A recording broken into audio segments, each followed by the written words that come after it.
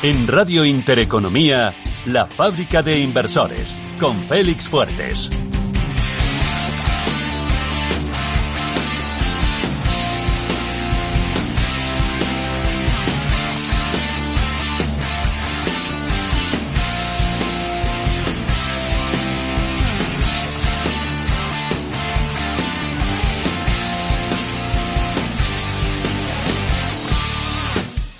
Buenos días a todo el mundo, de nuevo, sábado por la mañana, La Fábrica de Inversores. Estamos muy agradecidos de teneros siempre, que nos escucháis, nos mandáis mensajes y nos agradecéis por el contenido y los invitados que os traemos. Pero bueno, más agradecidos estamos nosotros de que nos sigáis, compartáis el podcast y confiéis en nosotros y en quien traemos. Hoy nos vamos a centrar en algo que yo creo que os va a dejar pegados a la emisora, como en todos los programas, pero especialmente hoy creo que va a estar muy bien. Vamos a hablar de las ventajas competitivas que tiene que tener una empresa invertible. Si nosotros queremos invertir en alguna compañía, en alguna acción o en algún protocolo descentralizado financiero, que voy a hablar ahora un poquito de ello en la introducción, pues necesitamos encontrar unas claves que defiendan esa valoración y esos flujos de caja. Vamos a por ello, no os despeguéis del micro.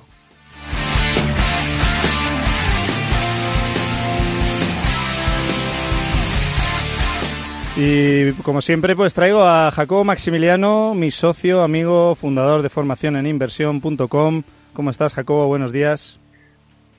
Pues muy bien, nunca fue el fin sino el camino, y el placer es mío de recorrer estos caminos que nos va trayendo el azar cada semana en La Fábrica de Inversores.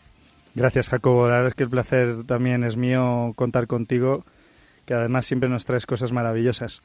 Voy a pasar con Jesús Fernández. Jesús, eres un habitual del programa. Él es General Partner en FRK Investments in Yara Ventures, con más de 20 años de experiencia en el mundo de la inversión y el emprendimiento, y es Business Angel. Tiene una trayectoria en I+D de pasar por corporaciones, invertir en startups deep tech bastante considerable. De hecho, te escuchamos ayer en el programa en directo, ¿no? Viernes a las 3. ¿Cómo estás, Jesús? Muy bien, muchas gracias. Como siempre, encantado de estar aquí. Pues el placer es nuestro. Voy a continuar con Francisco Mariscal. Para mí, un peso pesado y un innovador puro, y veréis por qué. Aunque lo voy a ir desarrollando durante el programa, pero vais a ver lo grande que es esta persona, este profesional. Aparte de ser un gran ser humano, es uno de los fundadores y CEO de Fellow Funders. Es la plataforma de equity crowdfunding, una de las líderes, y estábamos hablando justo antes del programa, la que ha conseguido la ronda más grande y más rápida de la historia de España en crowdfunding. Él es licenciado en Ingeniería de Telecomunicaciones y, bueno, entre otras cosas, pues ha estado trabajando como gestor del Marketing European Debt en el Banco Santander, gestor de cartera de renta fija, que no está nada mal tampoco. Así que, bueno, no sé, es un placer contar contigo, Fran. El placer es mío de estar aquí con vosotros y con gente tan valiosa y aprendiendo mucho. Pues además, mira, eso más me hace admirarte aún más, porque uno nunca para de aprender, somos todos aprendices constantemente. Y por último, y no por ello menos importante, también otro peso pesado del ecosistema español, otro verdadero crack, porque la verdad es que la trayectoria que tiene es absolutamente impecable. Ha sido fundador de Sande Partners, San and I, ¿no? Es como SIE Partners, con el objetivo de contribuir a una aportación de visión estratégica a las empresas españolas, ayudarlas a crecer en mercados internacionales y darles soportes en el desarrollo de negocio. Buenos días, Joan Julià. Muchísimas gracias por estar aquí, porque también te digo, es un placer y nada más que darte las gracias. Muchas gracias a ti, Félix. Encantado de estar con vosotros. Pues nada, hoy el programa se va a centrar en fosos defensivos que tiene que tener, o ventajas competitivas que tiene que tener una empresa potencialmente invertible. Para ello, pues aunque vamos a ir hacia la experiencia de nuestros expertos y sus vivencias, ¿no? Y lo que han ido encontrando, ¿no? Sí que nos vamos a ir basando y guionizando el programa en base al libro de Pat Dorsey, el famoso libro, el pequeño libro que genera riqueza, que recomendamos su lectura porque es absolutamente espectacular. Pero antes me gustaría hacer yo, pues, mi pequeña entrada, ¿no? Es decir, hablar de un de una nueva tendencia que está surgiendo ahora mismo y que creo que al final es el exponente claro de fosos defensivos, ventaja competitiva, que es el mundo de las criptomonedas, sobre todo la descentralización por la tecnología blockchain, que ofrece pues esa posibilidad de movimiento de capital, democratización de las finanzas, y es una democratización real, porque su gobernanza y su regulación es propia, realizada por la propia comunidad, no por un ente central, y eso da una flexibilidad al cambio, a la adaptación enorme, ¿no? Y dentro de esta tendencia, estos protocolos, pues nos gusta mencionar y nombrar a protocolos que creemos que van a ser, ya lo están siendo, tienen una cuota de mercado grande, además están disrumpiendo el mercado de manera considerable, y entre ellos pues deberíamos estar pendientes de uno en particular del cual yo estoy enamorado, y también Jesús y Fran también han comentado algo sobre este protocolo, que es Balancer Labs. La misión de Balancer, para que todos los que nos estéis escuchando y queráis empezar a indagar un poco más sobre este protocolo financiero, los que estéis entrando ya en el mundo de las criptomonedas y los tokens, pues querréis entender bien cómo funciona sobre todo la capitalización del mercado y la liquidez, ¿no? Diréis, hay preguntas que me tienden a hacer generalmente muchos de nuestros alumnos, personas cercanas, ¿no? De yo si compro Bitcoin o si cobro Bitcoin en mi negocio, yo solo puedo vender luego. Claro que lo puedes vender, pero porque hay liquidez, ¿no? Bitcoin tiene liquidez, Ethereum tiene liquidez, hay muchas criptos que tienen muchísima liquidez. Pero claro, al final sí es verdad que hay una parte considerable del mercado cripto que le falta o necesita ese apoyo por parte de los brokers, exchanges centralizados, ¿no?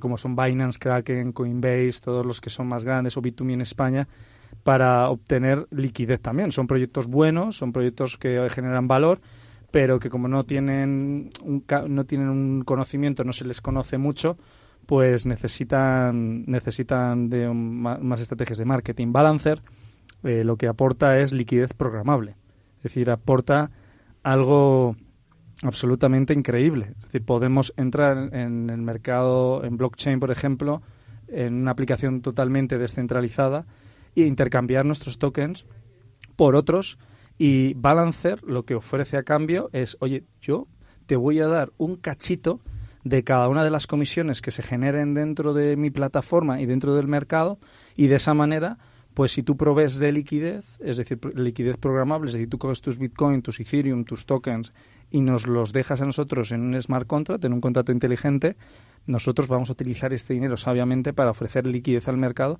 y a ti te vamos a dar una rentabilidad. En vez de cobrarte, que es lo que pasa actualmente, ¿no?, con los fondos centralizados, te cobro un fee de un setup fee, uno de mantenimiento, un carry. No, ellos es al revés. No, nosotros vamos a cobrar siempre de las transacciones que se generen en el ecosistema, y tú vas a poder coger un cachito de ese pastel. Entonces, esto es absolutamente disruptivo, y Balancer se puede comparar con otros protocolos como Uniswap, como Curve, pero la diferencia de Balancer con el resto de protocolos es que el funcionamiento de esta liquidez programable al final es una aportación mitad y mitad. Tú, si quieres aportar tus tokens, si quieres aportar tus criptomonedas y recibir ese interés por el volumen de negociación diario que se genera dentro del ecosistema descentralizado, vas a tener que hacerlo en Uniswap, por ejemplo, que es el exchange descentralizado con más volumen del mundo. Ahora mismo mueve más de 3.000 millones al mes, ¿no?, de dólares, mueve más que Coinbase. Pues Uniswap solo ofrece 50-50, pero de repente te encuentras que Balancer dice, no tienes por qué hacer siempre 50-50, es decir, tener una compensación igualitaria entre Bitcoin y Ethereum dentro del fondo, o el dólar contra Ethereum o el dólar contra Bitcoin, sino tú puedes coger y colocar tantos criptomonedas como quieras, repartir el peso como te dé a ti la gana. Y si tú solo quieres poner dos, pues pones una que tenga un peso de un 80% y la otra un 20%, o si quieres poner 10 y que tengan todas un 10%, y diversificas tu fondo, y ya se convierte lo que se llama, en inglés, ¿no?, un Index Asset Manager, que al fin y al cabo es esa referencia. Bueno, son fondos de inversión indexados, ¿no?, a esos tokens, pero que encima no te cobro, sino que te pago, ¿no? Y vamos a ir profundizando más sobre el concepto que transmite Balancer, porque es totalmente asombroso, de creación de mercado, descentralizado, de aportar liquidez a los potenciales compradores de criptomonedas, el mero hecho de que podamos obtener rentabilidad sobre los swaps, sobre las comisiones de esas transacciones. Y aquí hay un tema que lo descubrí hace poco y que es una de las cosas que más me fascina de Balancer y de todos los protocolos descentralizados que ofrecen la liquidez programable, que es que siempre va a existir arbitradores en el ecosistema porque tienen que regular el precio para que en todos los emplazamientos que existen se pueda comprar esa cripto a ese precio. Es decir, si Bitcoin vale 20.000, bueno, ahora mismo vale $37.000, que se pueda comprar a $37.000 en todos los sitios. Y para eso los arbitradores hacen un buen trabajo, aunque se benefician de esas diferencias, ¿no? ¿Qué pasa? Que los arbitradores tienen que hacer muchas operaciones para eso. ¿Quién se beneficia? ¿Quién coge un cachito de ese pastel de los arbitradores? Los que aportamos liquidez al mercado a través de protocolos programables, de liquidez programable como Balancer Labs. Vamos a ir contando más sobre este protocolo en próximos programas, incluso dentro de 2 o 3 programitas, dentro de 2 o 3 semanas, vamos a traer incluso a los responsables para que cuenten un poco más sobre el funcionamiento de cómo está yendo lo que es el mercado descentralizado de intercambio, de compra de tokens, de aportación de liquidez, e incluso pegaros a la emisora, porque la Fábrica de Inversores os va a seguir trayendo cosas muy interesantes. Vamos a indagar más sobre las aseguradoras descentralizadas. Imaginaos poder poner capital en una aseguradora y asegurar, por ejemplo, un contrato inteligente. Confías en ese protocolo, confías en que son muy buenos desarrolladores, que los contratos inteligentes no van a fallar, pero aún así siempre va a existir la duda, ¿no? Entonces, tú puedes poner pues tu dinero como si estuvieras comprando, como si estuvieras poniendo estuvieras comprando una opción, ¿vale? Realmente estamos vendiendo la opción, ya esto es un producto derivado un pelín más complejo, pero estamos recibiendo una prima por ese seguro. Y sabemos que ese seguro probablemente nunca se llegue a cobrar porque confiamos en que esa empresa o ese proyecto lo haga bien. Vamos a seguir indagando sobre esto, pero sí que os quedéis con la idea, Balancer Labs, que lo reviséis, porque para mí es un proyecto y un protocolo financiero descentralizado en blockchain cuyo token me parece que está bien definido por sus fosos defensivos o ventajas competitivas. En este caso es el efecto red, pero vamos a dejarlo un poco también para nuestros expertos, vamos a dar un poquito paso a ellos. Joan, Julià, nada, primero estoy sorprendido con tu carrera y me imagino que te habrás encontrado un montón de situaciones bastante curiosas. A la hora de invertir o seleccionar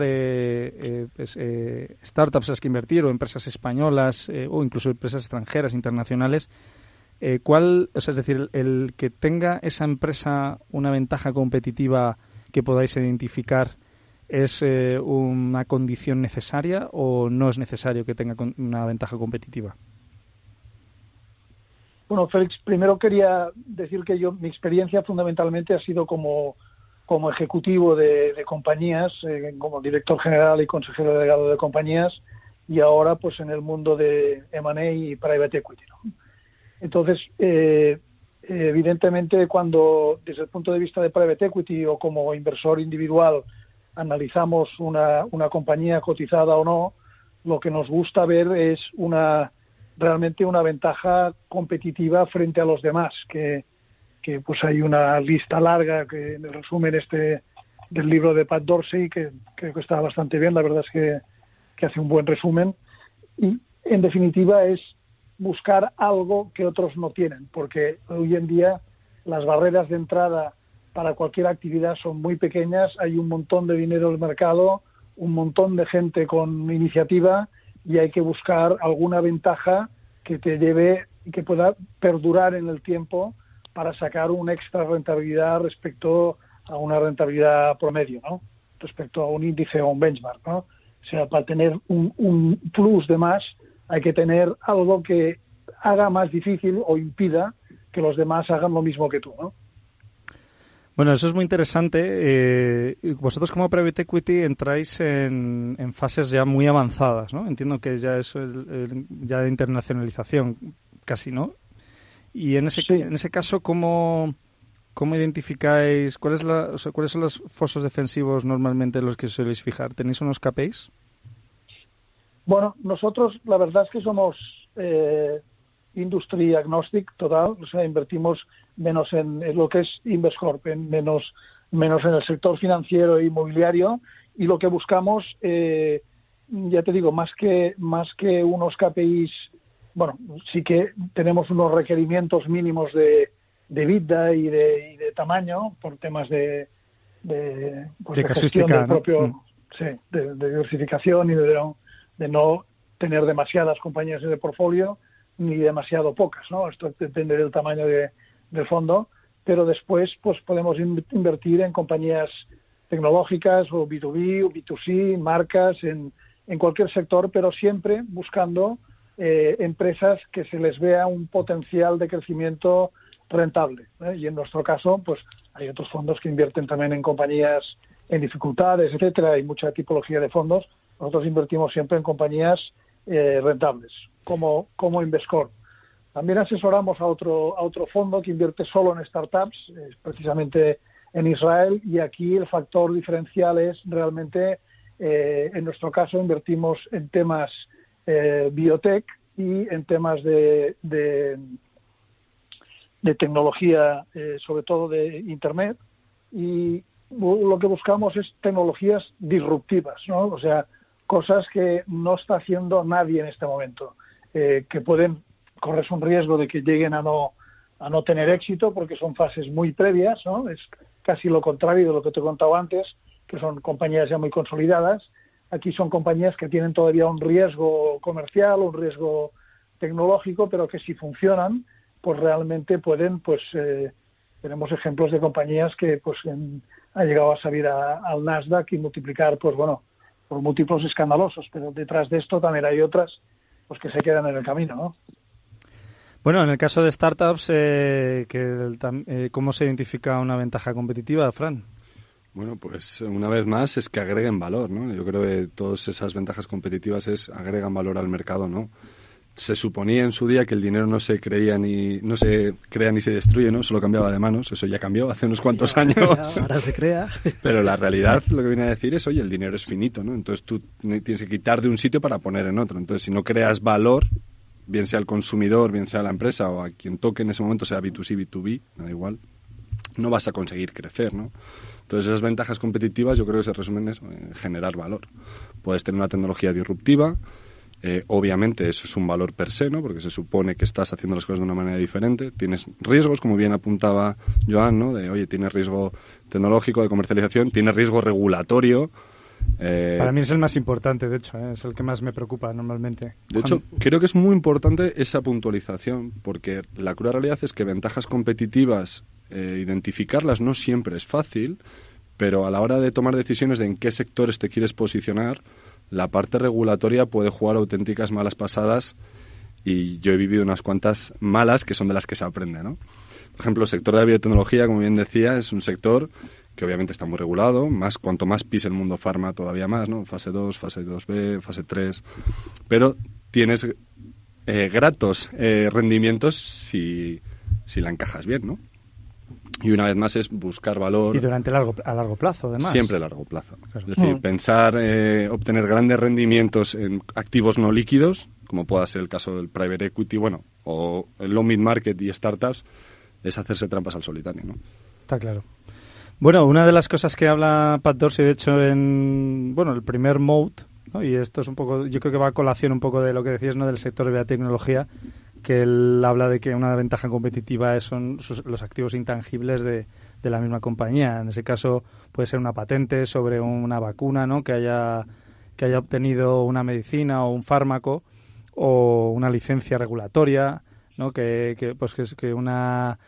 un banco consiga su licencia bancaria o un broker consiga su licencia de broker por trasladarnos al sistema financiero, ¿no? Entonces eso son ventajas competitivas, pero al mismo tiempo es curioso porque es como decir, no, por ejemplo, Fellow Funders cuando hizo el fundraising, ¿no? Cuando arrancó su iniciativa, entiendo que los inversores no verían la licencia de crowdfunding como una ventaja competitiva, lo verían como un requisito mínimo para poder invertirlo, por lo cual al final depende mucho también del sector, como bien estabais comentando.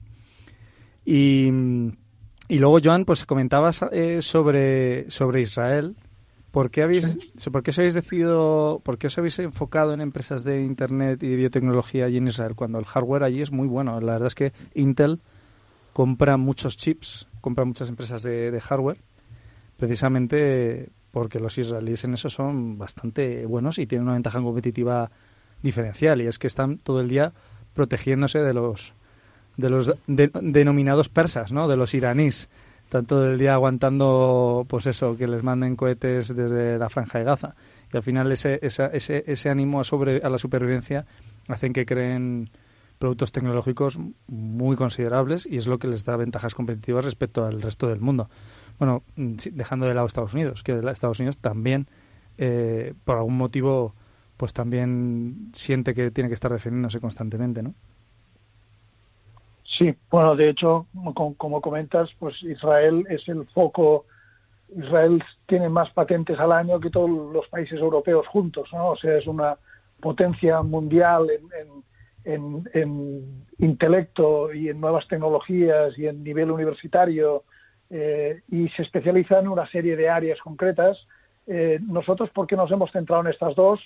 Fundamentalmente porque, bueno, el presidente del fondo, como varios de los miembros, pues tenemos un track record en el mundo de la química fina farmacéutico, y en Israel hay todo un sector.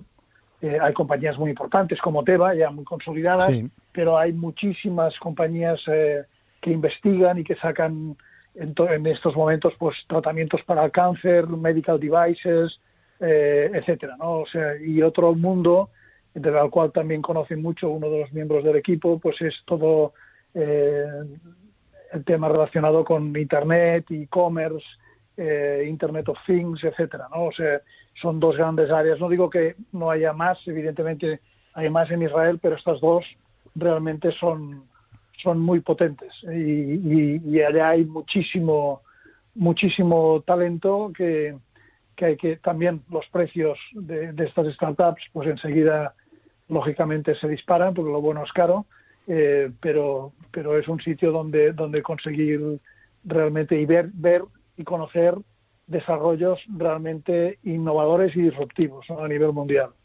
Es sorprendente porque el país, bueno, solo hay que ver ahora con lo que están haciendo con las vacunas, ¿no?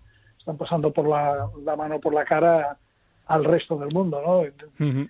Así es. De hecho, yo no diría que es sorprendente, yo diría que es lo normal. Es decir, cada uno tiene que buscar una barrera defensiva.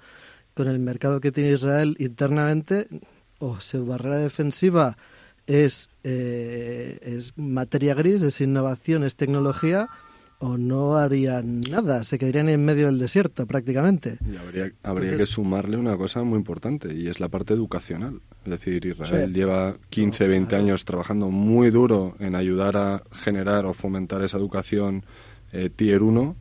Ha fomentado la innovación desde el Estado con programas de innovación que no eran vistos en Europa ni por asomo. Y eso ha hecho que la rueda empiece a coger velocidad. Claro, al final son políticas. Claramente. Siempre son políticas. Lo que es raro es que, por ejemplo, en Europa, que por mucha Europa que sea, estamos fragmentadísimos, no estuviésemos haciendo lo mismo. Y, sin embargo, los americanos que están ahí como un mercado enorme, sí que también le dedican ese tipo de barrera, ¿no? De foso tecnológico. Sí. En ese sentido, lo que no acabo de entender es por qué en Europa no estamos haciendo algo similar. Y hay tantos problemas. Yo creo que hay un componente también cultural, ¿no? En Israel, la gente que se dedica, hay mucha gente dedicada al tema científico de base, ¿no? Y son gente que están bien vistos. En Europa, en Estados Unidos también menos, pero también, pues la gente así a nivel popular, se considera un friki, ¿no? Al chalao que se dedica pues a investigar moléculas o nuevos tratamientos o procesos de ingeniería complejos, ¿no? Allá es al revés, ¿no? Hay una tradición cultural israelí, casi te diría incluso judía, de que, bueno, el estudio, la dedicación es algo loable, ¿no? Es algo friki. Bueno, haremos un programa sobre Israel, y os lo prometo, porque yo he estado muy, muy, muy vinculado al ecosistema. De hecho, nos conocimos en Israel, tú y yo. Sí, nos conocimos en Israel, Jesús. Tengo dos preguntas respecto a lo que estamos comentando. La primera es, y creo que puede ser incluso, bueno, puede ser la segunda realmente. La primera es, dentro de... Joan, por ejemplo, dice, no, nosotros nos centramos en empresas de Internet, en Israel, empresas de biotecnología. ¿Cuál es para vosotros la tendencia de los próximos 5 años que va a generar mayores barreras de entrada? Es decir, que vosotros hayáis visualizado y habéis dicho, pues este sector en particular creemos que hay una buena oportunidad de crecimiento, pero por sus barreras de entrada. Puede ser... Me lanzo, por ejemplo, el food tech, ¿no? Pues el descubrir una nueva proteína o el Fíjate no sé. que yo, más que por barreras de entrada, yo creo que las barreras de entrada están bien para meterte, digamos, en un mercado, pero el mercado es el que es. Por mucho que tengas una barrera de entrada, si no hay demanda, pues te mueres de asco. Entonces, yo ahora mismo lo que veo revolucionario hasta decir basta es la computación cuántica. Está a la vuelta de la esquina. Y la computación cuántica va a permitir que la inteligencia artificial, que el machine learning, todo ese tipo de el big data alcancen una nueva dimensión. Y eso va a ser un cambio que no va a ser la madre de todos los tsunamis, yo creo. El spin eléctrico. Totalmente. Sí, probablemente yo estoy un poco con Jesús, ¿eh? Creo que probablemente más que buscar qué sectores van a levantar buenas barreras de entrada o en qué sectores, una vez que estás dentro, puedes pelear, yo creo que hay que pensar primero un poco en macro, ¿no? Es decir, qué sectores o qué tendencias van a ser los drivers de ese nuevo ciclo económico. Entonces ahí se puede jugar de diferentes variantes, ¿no? Y fundamentalmente hay que ir a jugar a sectores en los que la demanda sea creciente, sin miedo y sin límites, ¿no? Hablábamos de... Entonces, probablemente, sumándome a tu punto, yo creo que el mundo de la logística en general y el transporte seguimos trabajando en el siglo XIX, con todos mis respetos y con todo mi cariño, ¿eh? No penséis que es una crítica. Vamos a ver desde nuevos hiperloops o nuevas tecnologías para revolucionar realmente cómo nos movemos y encima buscando esa componente de sostenibilidad, ¿no? Que tenemos tan olvidada, o por lo menos en el siglo XX la hemos machacado bastante, a pesar de que se está intentando hacer apología de buscar el mundo ESG, ¿no? Y ayudar a que se desarrollen las cosas de una forma sostenible.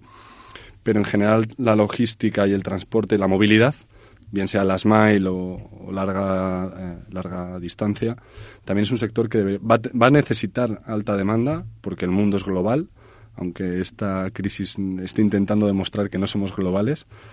Y probablemente también sea un sector donde veamos grandes eclosiones y nuevos desarrollos realmente disruptivos. Bueno, sí, o sea, saco la conclusión entonces que impacto social, movilidad, computación cuántica y biotech van a ser las más interesantes, básicamente, vamos a decir. Las que hay que estar observando, ¿no? de cerca.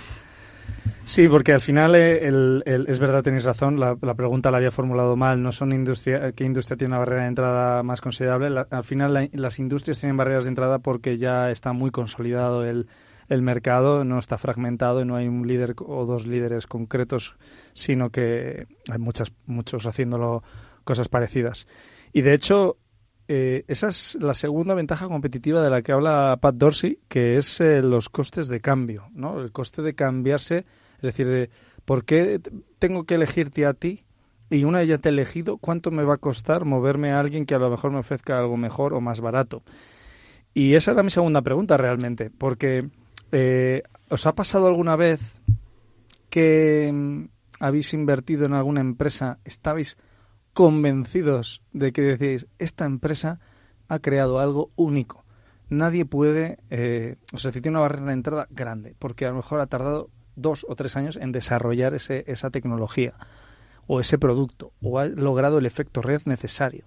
Y bueno, eso sería el tercero, ¿no? Pero básicamente, ¿os ha pasado de estar súper convencidos y de repente pegárosla y decir, ostras, ¿qué coño ha pasado aquí? Si yo estaba convencido de que esta era una barrera de entrada enorme. Me vais a permitir que abra un poco aquí el debate, porque realmente esas barreras en los últimos años se ha hablado mucho, ¿no?, de customer centric, y yo creo que la mejor barrera de salida o la mejor manera de retener a un cliente es generarle valor añadido, ¿no? Y esa es la verdadera barrera. Si tú a tu cliente, y no quiero vender ninguna empresa, pero si hoy Amazon, porque todos somos fieles a Amazon, pero nos ha dado todo lo que necesitábamos y más. Y cuando el señor Bezos implantó Prime, la gente decía, este está loco, está tirando el dinero. No, estaban montando la suficiente escala para soportar Prime y que las economías de escala fueran rentables, ¿no? Entonces, visualizar hoy valor añadido a largo plazo a mí me cuesta, sobre todo en algunos sectores. En cambio, hay otros sectores que creemos que los tienen y todos cometemos errores, porque ahí es donde los ciclos económicos, a mí por lo menos me han jugado unas malas pasadas impresionantes y me he llevado grandes sustos, ¿no? Entonces, yo vuelvo un poco a lo mismo que con lo que arrancaba, es agregar valor. Agregar valor te ayuda a entrar y te ayuda a permanecer, ¿no? Entonces, ahí cada sector yo creo que es un pequeño mundo, y lo que yo sí que he aprendido es...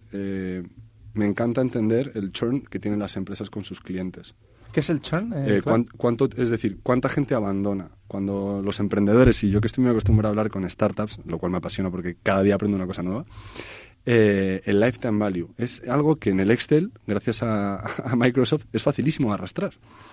Pero es que el lifetime value, en el fondo, es el valor que tú le das a tu cliente, ¿no? Es decir, cuando yo veo Fellow tiene muy pocos años de vida, tiene 4 años, no llega a 5 años de vida, y cuando veo inversores que llevan con nosotros 4 años, me encanta llamarles y seguir aprendiendo de qué necesitan, cómo ayudarles, ¿no? Porque en el fondo encontrarán otros sitios donde seguir invirtiendo, y al fin y al cabo en eso consiste el mundo de la inversión, ¿no? Ver muchas cosas, aprender mucho y invertir mucho, da igual la cuantía, ¿no? Tener muy buenas líneas. Pero realmente eso es lifetime value, es por qué alguien vuelve a tu tienda 3 años después. Si tú vas a un restaurante de continuo, ¿no?, y no te cambian el menú, la probabilidad de que no vayas de manera habitual es lógico, ¿no? Porque nos gusta la variedad, nos gusta el trato cariñoso o cordial, por lo menos, obviando la parte emocional. Pero entonces es eso. Y yo creo que hay que traducirlo en lenguaje muy castellano para que todo el mundo aprenda a invertir. Es, oye, si tú quieres invertir en cualquier sector, llévatelo a lo que haces en el día a día. ¿Por qué siempre vuelves al mismo bar? ¿O por qué te gusta ir a tal cine? Eso es lo que te va a hacer de por qué esa empresa, si llegas a visualizar el punto de consumo final, seas empresa, seas cliente, consumidor, ¿por qué vas ahí? Y esa es la pregunta, ¿no? El por qué. Yo creo que también hay que tener muy en cuenta en el momento de invertir algunas tendencias macro muy grandes, sociales, que sabemos que son inexorables, ¿no? Como es el progresivo envejecimiento de la población, que hará, pues, que está haciendo que la sanidad sea cada vez más importante, lo cual supone retos muy importantes para la sanidad pública, etcétera, pero es una oportunidad muy grande para un sector muy amplio, que es pues el de MedTech, el de las propias farmas, las empresas químicas derivadas del sector farmacéutico. Ahí hay una serie de retos muy importantes, el cáncer, el diabetes, las demencias seniles, etcétera. Hay una oportunidad y un mercado, cada una de estas cosas, muchas veces millonario, ¿no? Entonces, esto es seguro que hay que acertar la compañía, pero en cuanto a la categoría no hay ninguna duda, ¿no? Otra, lo hemos comentado, es el tema de la movilidad y el medio ambiente, ¿no? O sea, está clarísimo que es insostenible con una población creciente en Occidente, bueno, en todas partes, pues el motor de combustión, y cada vez con una población mayor, etcétera, pues el tema de la movilidad, el medio ambiente, pues bueno, hará que, no sé, estar invirtiendo como están invirtiendo últimamente, pues algunas personas o mucha gente de manera táctica, no lo discuto, puede ser un movimiento bueno, pero a largo plazo, pues invertir en una petrolera que no se reorienta su negocio, pues es evidentemente ir contra el futuro, ¿no? Contra tendencia. Exacto, sí. ¿No? Y a nivel de mercados igual, o sea, estamos viendo pues que todos los últimos 5, 10, 15 años todo lo que es la parte de Oriente, China y muchos otros países, India, son países que están teniendo crecimientos sostenidos muy superiores y que ha habido fondos de inversión con rendimientos de doble dígito de manera constante en los últimos 10 años, ¿no? Porque la economía tiene crecimientos todavía en sectores tradicionales incluso pues altos, mientras que en Occidente hay muchos sectores que están en crecimientos, pueden aspirar a crecimientos muy vegetativos, ¿no? Que puede ser una inversión defensiva, pero no puedes esperar de ahí un gran crecimiento de valor, ¿no? O sea, hay tendencias generales, pues no sé, yo, por ejemplo, lo respeto muchísimo, pero no invierto en banca, ¿no? Creo que el sector bancario pues es un sector con amenazas tecnológicas y regulatorias y con un esquema de negocio. Estoy hablando de la banca comercial, no de wealth management o de banca de inversión, pues que no sé, estar invirtiendo ahí, pues bueno, no sé, intradía o de una manera táctica o de manera especulativa, pues es algo que yo no hago, pero puede tener sentido, pero a 10 años vista, pues me parece muy arriesgado, ¿verdad? Bueno, tengo para vosotros un regalo, Joan, Fran, Jesús, y ahora continuamos. Espero que lo disfrutéis.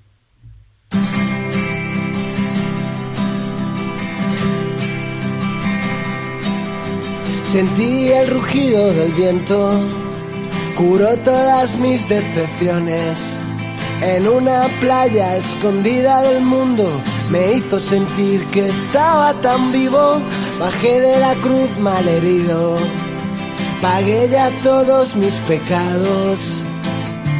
Y hoy puedo decir que estoy resucitado, un poco cansado, quizás más distinto, vuelvo a sentir, estoy más tranquilo, me fui a buscar lo que había perdido y cantaré desafinado, eso sí a mi manera, entonando. Pues volvemos con los cucos, los cucas, ¿no? Que lo ha propuesto mi amigo y socio Jacobo Maximiliano, de Formación en Inversión.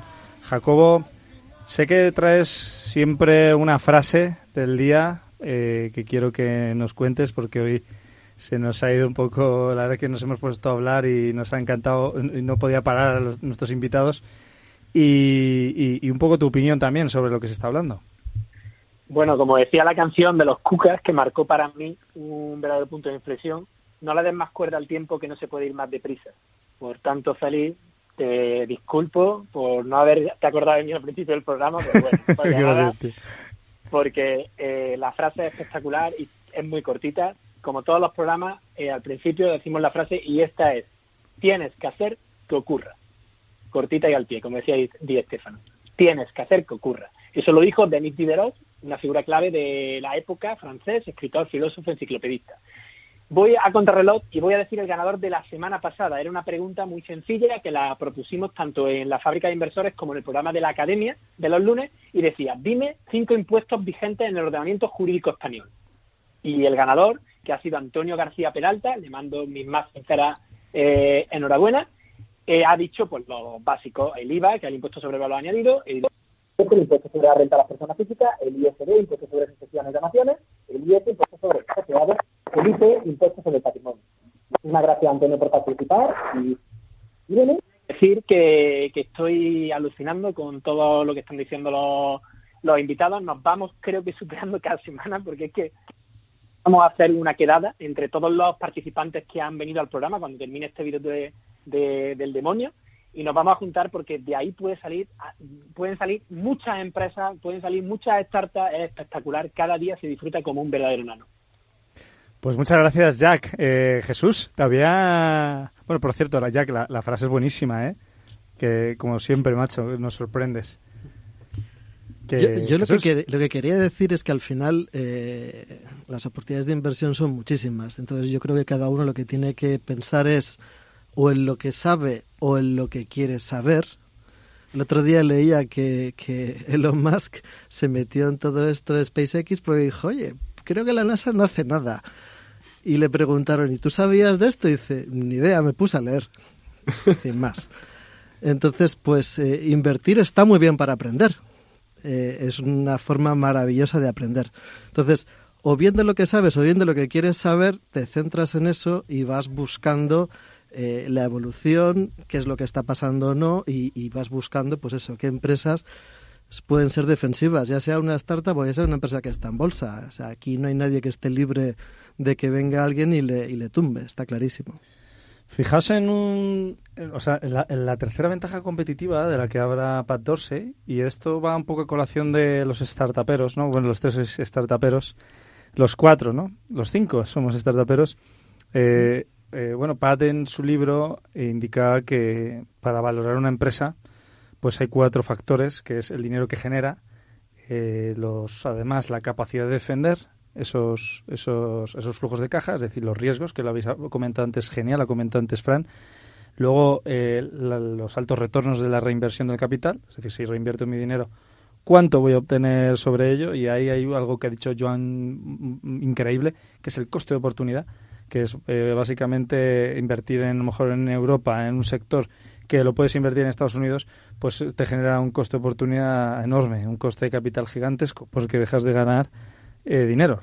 Es decir, al final la rentabilidad que tienes a lo mejor invirtiendo en una misma industria en Europa o en Estados Unidos no es igual. Y luego, por último, pues mantener a los competidores a raya, y para eso pues habla Pat del efecto red. Y por eso os decía lo de los startuperos. ¿Es posible encontrar inversión en una startup? No estamos hablando ya de una scale-up, que a lo mejor es donde ya se centra más Joan, ¿no? Con el private equity o incluso una cotizada, ¿no? Si en una startup, ¿es posible encontrar efecto red? Sí. Quizás no puedas encontrar el efecto red al que todos estamos habituados, de cómo su orgánico es capaz de hacer animaladas, pero creo que hay startups que con una base de clientes muy pequeñita consigue demostrar que su modelo realmente genera red y hace que sus costes de adquisición de clientes, que eso es el efecto red, ¿no? Reducir radicalmente el coste de adquisición, ¿no? Consiguen hacerlo, y de hecho en España hemos tenido casos muy, muy, muy curiosos que lo han hecho muy bien en diferentes estadios. Bueno, ahí está el concepto growth hacking, que yo no lo conozco del todo, la verdad, no sé cómo funciona. Growth hacking es el típico marketing de guerrillas dicho de una forma más simpática. Pero no, la realidad es que el growth hacking se basa en hacer muchas acciones y medir. Y aquella acción que está yendo bien en un momento dado, la amplificas a tope. Deja de ir bien, cambias y a otra. Entonces está muy, muy centrado en medir y probar.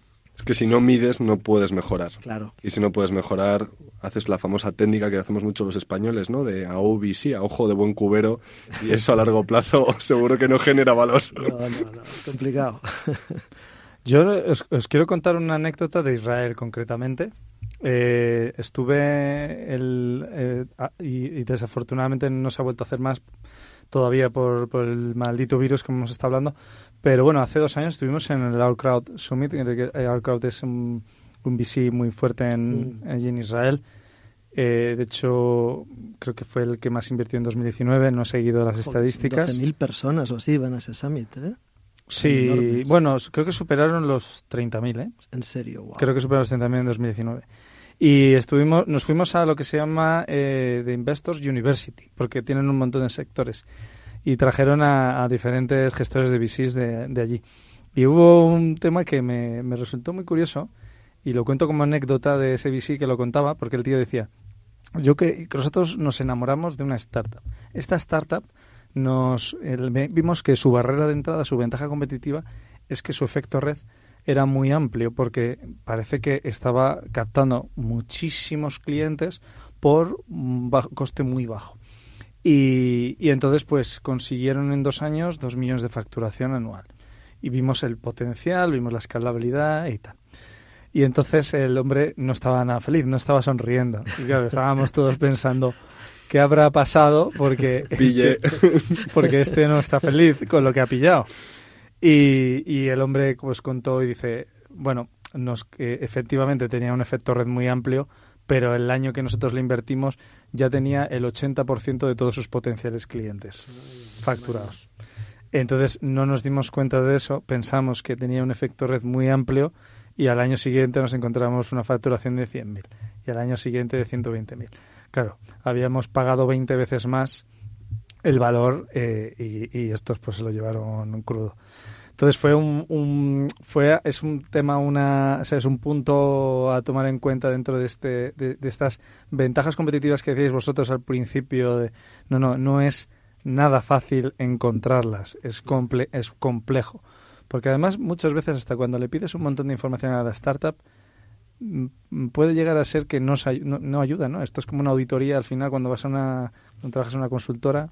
Sí, las due diligence, excepto que ya estés dentro del capital y puedas ver ciertas cosas, ciertos movimientos, entender cierta micro que ocurre en la empresa, es muy difícil ver que ese efecto red realmente estaba llegando a su zona asintótica o que era producido por incluso armónicos, ¿no? Que también es una cosa que se estudia, sobre todo en la empresa muy, muy digital, pero que es complicado. Entonces tú puedes ver ciertas métricas en tu due diligence, puedes bajarte hasta la cocina, pero no hay nada como el día a día.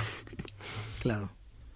De todas formas, teniendo el tema de las startups, yo creo que es un poco distinto. Es decir, cuando uno hablando de barreras defensivas una vez más, ¿no? Tú puedes analizar a lo mejor una empresa que está en bolsa, con sus barreras defensivas y tomar tus conclusiones. En el mundo de las startups pueden fallar tantas cosas en una startup que lo más normal es que alguna falle.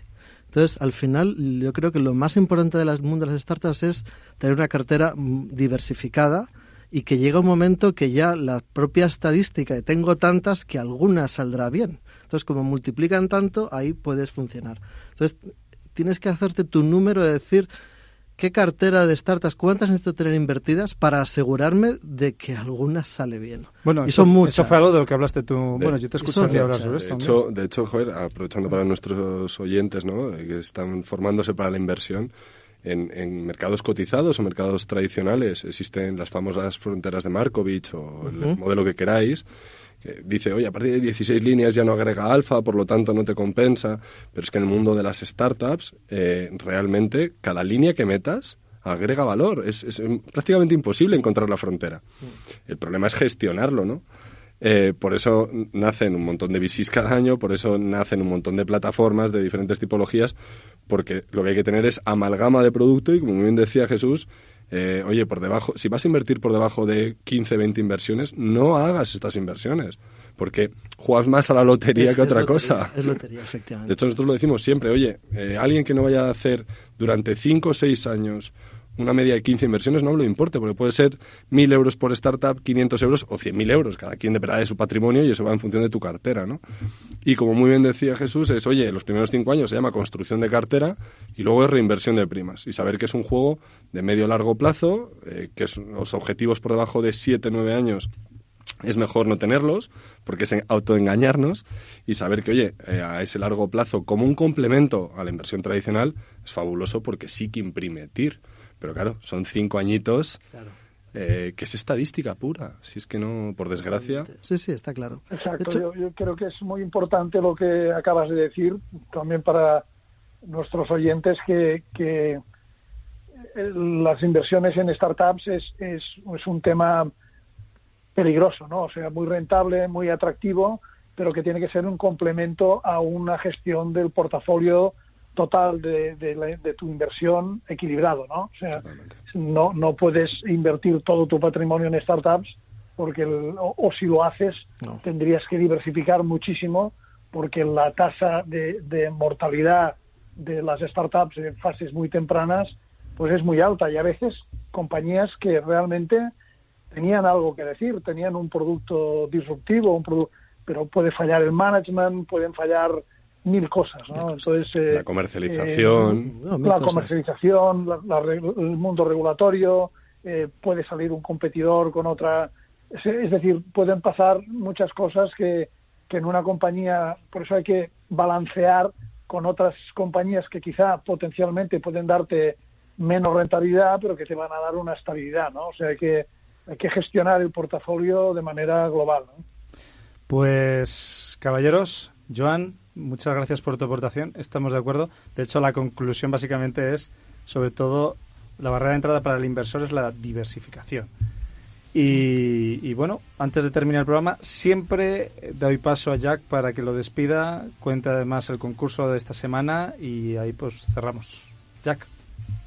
Vale, pues muchas gracias, Feli. Enhorabuena a todos los participantes de hoy, a todos los invitados. Y como ha dicho Feli, terminamos el programa con un concurso de nuestra Academia de Formación en Inversión. Y consiste en una pregunta y tenéis hasta el viernes 12 de febrero a las 2 de la tarde para poder contestar. La pregunta es así: dime las 3 personas más ricas del mundo según la revista Forbes en 2020. Y debéis de mandar un email a info@formacioneninversión.com, info@formacioneninversión.com. Pues muchísimas gracias, Jacobo, muchísimas gracias, Jesús, Fran, Joan. La verdad es que vuestras aportaciones han sido maravillosas. Mil gracias, de verdad. Nos vemos como cada sábado por la mañana. El próximo fin de semana volvemos con fiscalidad, que muchos nos habéis estado escribiendo esta semana diciendo, oye, que quiero que repitáis y hagáis una segunda parte. Así que os escuchamos y volvemos con ello. Así que quedaos pendientes de la emisora y que tengáis una gran semana. Hasta pronto.